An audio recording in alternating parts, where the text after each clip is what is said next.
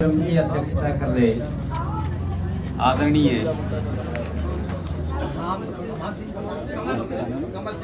कमल सिंह जी गौरई तथा दूर दराज से आए हुए समाज के बुजुर्ग बंधु, युवा साथियों तथा बच्चों, सबसे पहले तो मैं यहाँ के जो आयोजक हैं उनको साधुवाद देना चाहता हूँ, जिन्होंने इस होली मिलन के कार्यक्रम को यहाँ पर आयोजित किया है और हम सबको यहाँ पर इस पावन पर्व पर मिलने का, अपने सौहार्द को बढ़ाने का, अपने विचारों का आदान प्रदान करने का हमको अवसर दिया है।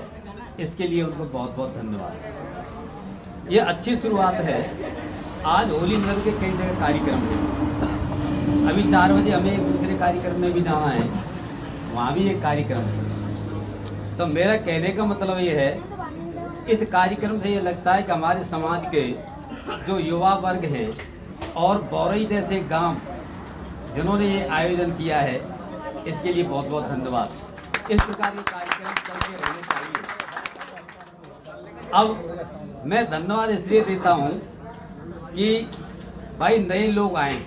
एक समय होता है जब आदमी समाज में बढ़ चढ़ के कार्य करता है, और जब उस समय के पश्चात आदमी का वानप्रस्थ हो जाता है, वह क्षमता भी नहीं रहती है और वह अपने राजा भी अपने राजभार को उत्तरदायित्व तो संभाला करके और वह अपने बच्चे को गद्दी में बैठा करके कार्य से मुक्त हो जाता है। तो इस वजह से अब अपन लोग सामाजिक कार्य से थोड़ा सा क्या करते हैं, हम उपरत से हो गए। कहने का मतलब नए जो हमारे युवा साथी हैं वो इस कार्यक्रम को संभालें और हमारा हस्तक्षेप कम से कम हो। इसलिए मैंने अब जाना भी बहुत कम कर दिया है। तो हम ही जाते रहेंगे तो वही बात रहेगी कि भाई इनको अवसर मिलना चाहिए। आप देख रहे हो लोग मेरे से कहते शास्त्री जी समाज के कार्यक्रम में नहीं आते।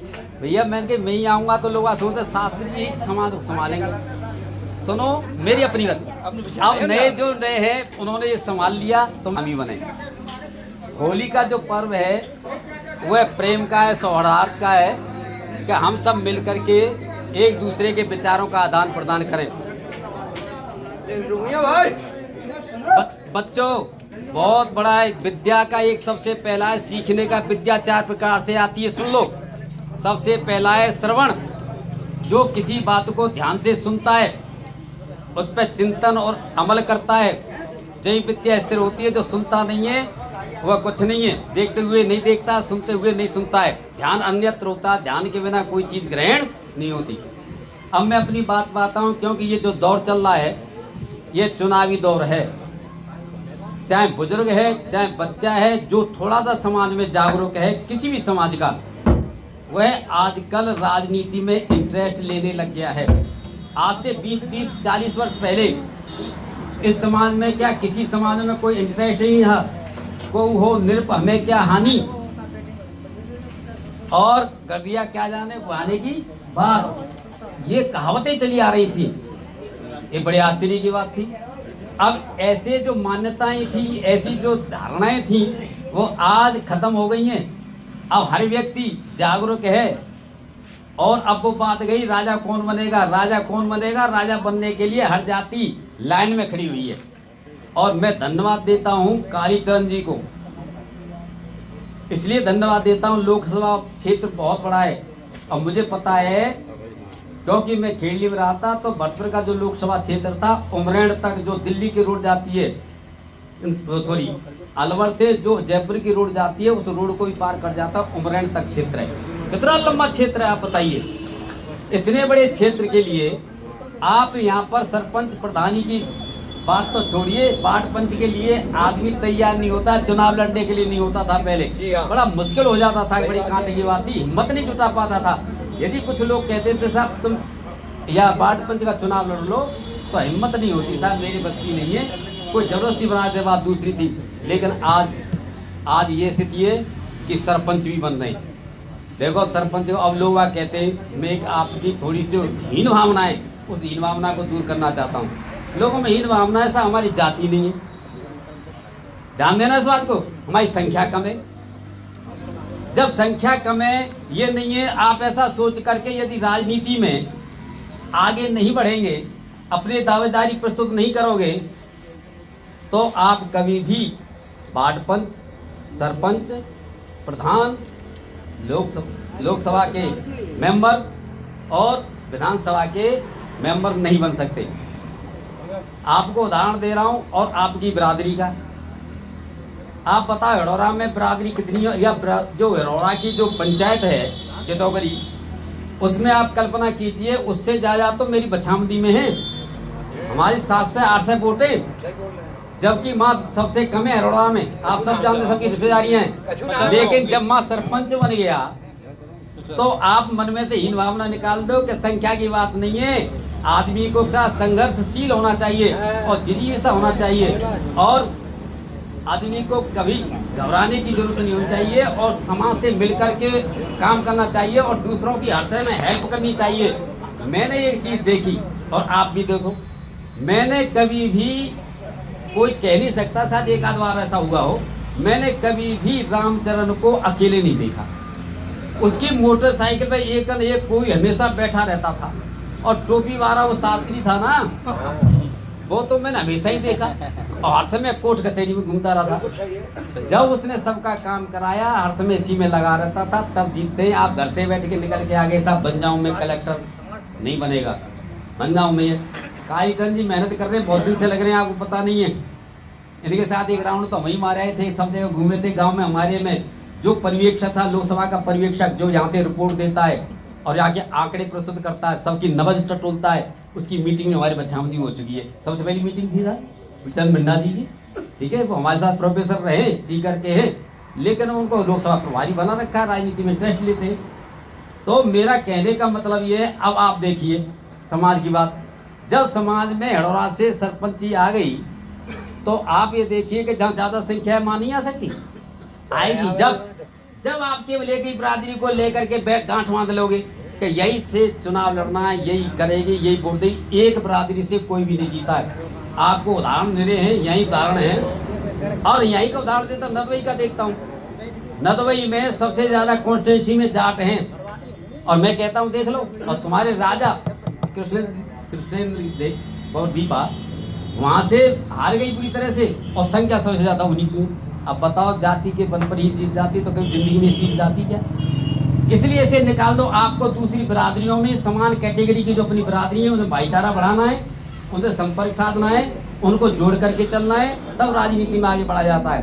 अब देखो, बहुत मैं तो धन्यवाद देता हूँ उनको, जो हमारे लिए गौरव की बात हुई। आज पूरे इलाके में सब में भरतपुर का जो कॉन्स्टिट्यूंसी का है, सबसे बड़ी पोस्ट है, उस कॉन्स्टिट्यूंसी में कालीचरण जी को अभी तो एमए लोकसभा के प्रत्याशी बने नहीं हैं, अब बनने के लिए प्रयासरत हैं। लेकिन अभी सब लोग जितने भी हैं, सब दुनिया के ये लोग या लोकसभा के जान गए कि भाई कालीचरण धनगर ये कौन है। पहले तो बघेले समझाना पड़ता था हमको। 4 बार से लोकसभा में ये रहा था, एसपी सिंह आगरा से दुनिया जान गई थी, कितना बड़ा क्षेत्र होता है। अब यहाँ पर सब लोग जाने गए कि भाई ये है, तो अब आप देखो करीब 57-58 लोग भाजपा के प्रत्याशी हैं जो इस दावेदारी में लगे रहे। बहुत से पढ़ते थे, प्रेम सिंह आर्य हम पहले से जुड़े, उनसे भी। मेरा कहने का मतलब है, उसमें भी आपका अखबार में करीब 4 लोगों के नाम आए थे। कालीचंद जी का डिटेल आई, आपकी बाइट भी हुई है, अर्थात इनका यूट्यूब पे पड़ा हुआ है। इसके मीडिया में इन्होंने अपनी विचार प्रस्तुति भी दी है, इन्होंने अपने विचार भी रखे, वो भी व्हाट्सएप पे यूट्यूब पे पड़ा हुआ है। कहने का तात्पर्य है, अखबारों में सब जगह आ रहा है, तो अब इससे हमारी जीत इसी में ही हो गई। अरे आगे की जो सीढ़ी है, पहली जीत पे हमारी हो गई, तो लोग आज जान तो गए कि यार गढ़िया भी लोकसभा के प्रत्याशी के दावेदारी प्रस्तुत करने लग गए, तो राजनीति में बहुत बड़ी बात हो गई। और यहाँ से हटना है, यहाँ पर यहाँ कालीचरण ने डंडा गाड़ रखा है, और यहाँ सोच रहे कि ये क्या आ गई, तो यहाँ इतना तो हो गया, अखबार में तो आ गया। तो हमारा तो कहते हैं हमारी 50% जीत तो हो गई। अब हमको दावेदारी करनी है, संग जाना है। देखो युवा साथी है और राजनीति का टंडा। राजनीति में ये है कि जब तक आप दमखम नहीं दिखाओगे, उस कैंडिडेट के साथ नहीं रहोगे, तब तक कुछ नहीं है। अब नहीं बताओ, आप सेना का कोई अस्तित्व है क्या? जब तक सेनापति नहीं है, जब तक राजा नहीं है तब तक सेनापति का कोई अस्तित्व। उदाहरण से समझ लो, बहुत सरल उदाहरण दे रहा हूँ। रेलगाड़ी चलती है और उस रेलगाड़ी में डिब्बा है, हम सब डिब्बा हैं, और डिब्बा में इंजन नहीं हो तो डिब्बा में तुम बैठ जाओगे ना? टिकट दे दो कोई तो तुम कहेंगे साहब ठग लियो, डिब्बा यहीं खड़ो है भरतपुर में ही, ये कभी जाएगा नहीं, यहीं खड़े रहेंगे। हम सब ऐसे ही खड़े रहेंगे जब तक हमारा नेता कोई नहीं बनेगा जिसके पीछे हम, और उस नेता में ताकत भरने वाले कौन है? हम तुम्हें। हमारी बिरादरी की एक कमी है, अब धीरे धीरे खत्म होती चली जा रही है। हमारी बिरादरी की कमी है कि हम नेता पैदा नहीं कर पाए। जो हम नेता पैदा करते भाई टांग हम ही खींचते पहले, और जाति का नहीं खींचता। जिस बिरादरी का नेता नहीं होता, जो बिरादरी उस नेता की टांग खींचती है, उस बिरादरी की कीमत। अब मान लो लोधी जाति है, उसने हिंदुस्तान में लोधी जाति ने जान लिया। हमारे दो टॉप मोस्ट हिंदुस्तान के नेता हैं, एक कल्याण सिंह जी जो राजस्थान के राज्यपाल हैं, एक उमा भारती हैं। अब सब जितनी भी वोटें हमारी लामबंद उनकी उन्हीं के साथ होती है, प्रचार करने की जरूरत नहीं है। ये लड़कों ने प्रचार किया है। लोधी के जितने गांव थे बताओ, उनकी जो सोच है राजनीतिक प्रति, वो किधर जाती है वोट जाता है अपने आप ना कहे। अच्छा, जाटवों की एकमात्र नेता पूरे हिंदुस्तान में मान लीजिए गई, कौन मान लीजिए? चाहे गधाए खड़ा कर दो, बेवाना देखे, बे तो केवल हाथी देखते हैं, मायावती को देनी है। ये स्थिति हमको पैदा करनी है। राजा राम जी ने ये गए थे वहाँ दिल्ली में, ये कही थी, अरे नेता का क्या होगा जब जनता ही पीछे नहीं होगी, और जब जनता होती है पीछे होती है तब काम चलता है। एक उदाहरण सुन लो, मान लो तुम्हारे घर में जा तुम्हारा बाप है, पिताजी है, उसका लठ चलता हो और 10 लड़का हो, और 10 लड़का संग में या बा कुटुंब में 50 आदमी हो, तो बाप घर से दुनिया डरती है कि नहीं? बताओ उदाहरण दे। तो एक में 2-3 हो और बाप की कोई सुनता नहीं है, छोरे बाप को सुनाते रहते हो, ना तो बाप की इज्जत, ना उन लड़कों की इज्जत, और ना उनके रिश्तेदारों की इज्जत। कहने का मतलब है दंडा शास्ति प्रजा सर्वा दंडा विरक्षति, और दंडा सुप्ते सुजागरति दंडम धर्म विदुर्बदा। ये नीति कहती है, ये मनुस्मृति में लिखा है कि शासन है डंडे से चलता है, और डंडा जिसका कमजोर हो गया, शासन जिसका कमजोर हो गया, उसकी कोई कीमत नहीं है। घरवाली भी अपने आदमी को आदमी नहीं मानती है।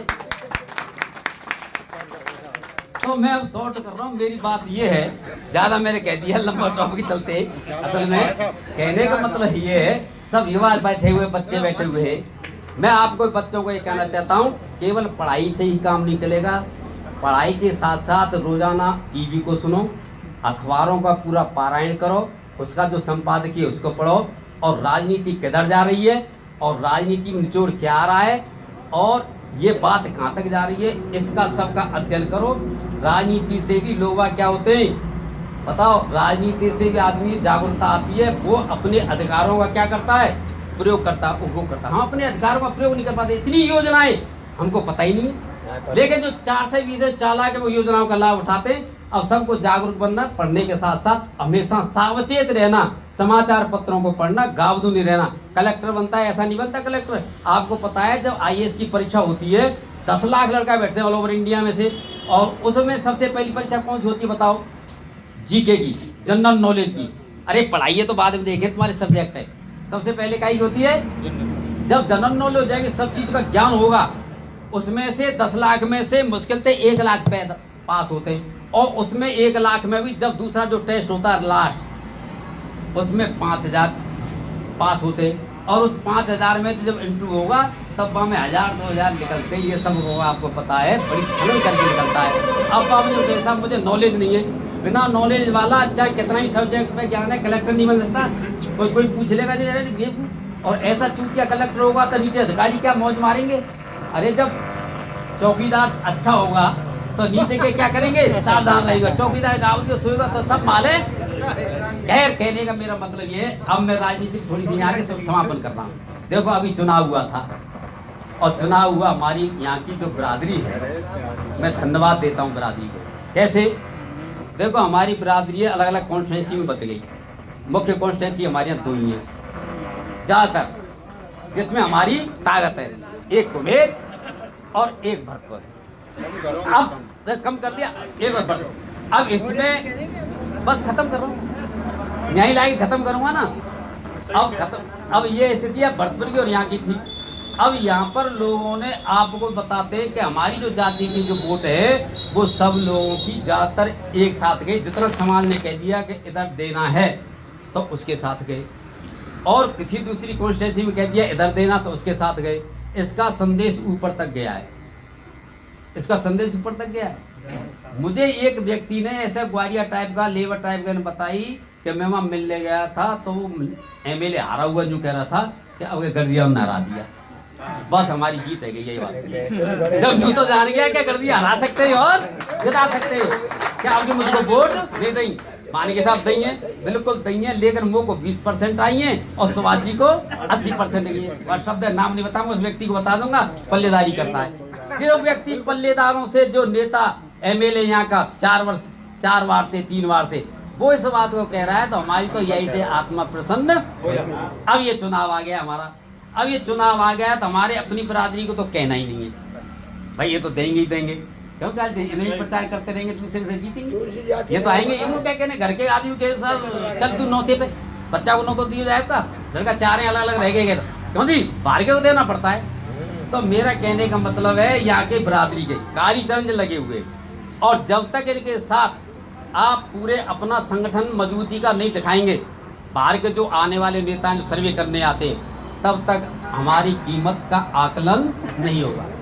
अब इन्होंने कई बार ये दिखाना प्रदर्शन किया है तो ये बहुतों को ले गए, बहुत लोग आए, जगह जगह दिखाना पड़ा था प्रत्याशी को कि तुम्हारे संग कितने के कितना। अब टीवी पे देखा करो, झगड़ा होता है, बाकी सब पड़ता सर टिकट नहीं मिली तो वो उधम कर रहे हैं, कौन बाकी समर्थक है, वो बाकी समर्थक है। अब ये नए लड़कों को करना है। और दूसरी बात लास्ट कहकर कहता हूँ कि आप लोग अपने साथ जितने भी आपके मित्र हैं आन बरादरी के, जितने पे आपकी पकड़ है, जिन पर आपने एहसान किया, उनको मोबिलाइज किया कहीं, उन सबको बनाने की जरूरत है। उनसे कही भैया अब तुम हमारे साथ चलो, हम तुम्हारे साथ गए थे, देख लो कितने साल से जा रहे हैं। ऐसा आप धार लेंगे और 1 और 1 11 हो जाते हैं, ऐसा सोचकर यदि साथ देंगे तो निश्चित रूप से सफलता मिलेगी। कहने का मतलब है जाति का जो वजूद होता है तभी उसकी कीमत होती है, उसको तरजीह देता है, अन्यथा कोई नहीं देता। इसलिए अपने अधिकारों के लिए और अपने राजनीतिक संघर्ष के लिए हमेशा जागरूक रहो और कंधे से कंधा मिलाकर चलो। एक उदाहरण और देता हूँ, देखो आपस में कितना ही विरोध हो, आपस में कितना ही विरोध हो, सुन तो ले। अब हमारे लड़के हैं, सुनो उदाहरण दूंगा भाई, राजनीति में बड़ी चीज सीखनी पड़ती है। अब हमारे बच्चे हैं, हमारे जो लड़के बरादरी के, कुछ कांग्रेस में पदाधिकारी हैं बड़े बड़े प्रांतीय स्तर के, तो हमने उनको अवॉइड नहीं करना है, हम उनको कम नहीं आंकना, उनसे कहना है तुम इसमें मुखर मत बनो,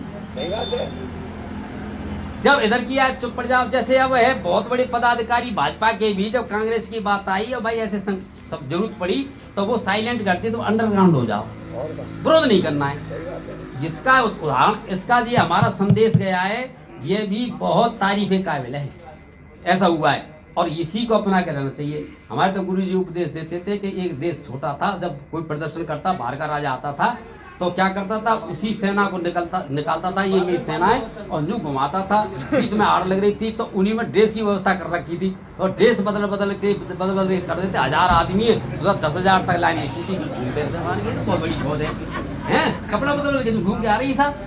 तो कहने का मतलब भैया प्रदर्शन करना पड़ेगा, चतुर और चालाक बनने पड़ेगा, राजनीति गाँव की नहीं है। बस इतना कह करके सब मतभेदों को बुलाओ, जिसके जहाँ जरूरत है प्रदर्शन की मात्रा दिखाते जाओ। भाजपा की जरूरत है भाजपा संग हो जाओ, कांग्रेस के कांग्रेस संग हो जाओ, बहुजन समाज की पार्टी पड़े तुरंत मुखड़ा उधर के लेव साहब नहीं खड़े, वही खड़े रहते। अरे तुम बरादरी से सीखो इन चीजों को। मैंने बहुत तुम्हारा टाइम ले लिया, बहुत कीमती ले लिया, समझे साहब, इसके लिए मैं क्षमा चाहता हूँ। और हमारे जो प्रत्याशी हैं और हमारे समाज के प्रत्याशी हैं, आगे से इनको एक अधिकृत टिकट मिलने वाला है, तो उसके लिए आप अभी से प्रदर्शन करें, इनके साथ शक्ति का ये मेरा निवेदन है।